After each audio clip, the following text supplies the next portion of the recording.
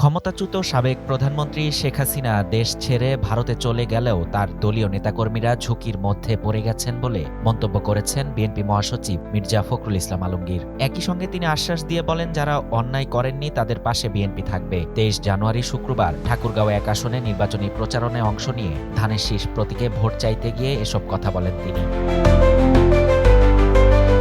মির্জা ফখরুল বলেন, শেখ হাসিনা ভারতে চলে যাওয়া তার ব্যক্তিগত সিদ্ধান্ত হলেও তিনি স্থানীয় পর্যায়ের সমর্থক ও নেতাকর্মীদের অনিশ্চয়তার মুখে ফেলে গেছেন। এসব কর্মীদের উদ্দেশ্যে বলেন, ভয় পাওয়ার কিছু নেই, বিএনপি অন্যায়ের বিরুদ্ধে অবস্থান নেবে, তবে নির্দোষ কাউকে হয়রানি করতে দেয়া হবে না।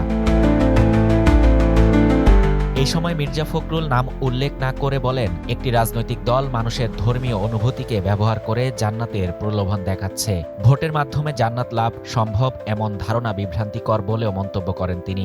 বিএনপি মহাসচিব আরও বলেন, জান্নাত লাভের পথ ঈমান ও ধর্মীয় অনুশীলনের মধ্য দিয়ে আসে, রাজনৈতিক প্রতীকে ভোট দেওয়ার মাধ্যমে নয়। তার অভিযোগ, একটি দল সাধারণ মানুষকে অবাস্তব স্বপ্ন দেখাচ্ছে।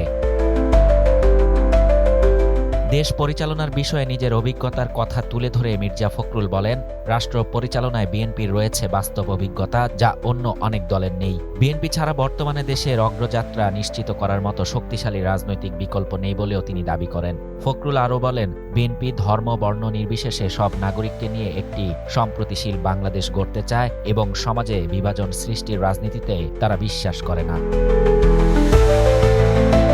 নির্বাচনী সভায় তিনি বিএনপির পূর্ববর্তী উন্নয়ন কর্মকাণ্ডের কথা তুলে ধরে ভোটারদের ধানের শীষ প্রতীকে ভোট দেওয়ার আহ্বান জানান এবং নির্বাচিত হলে এলাকার সার্বিক উন্নয়নে কাজ করার প্রতিশ্রুতি দেন।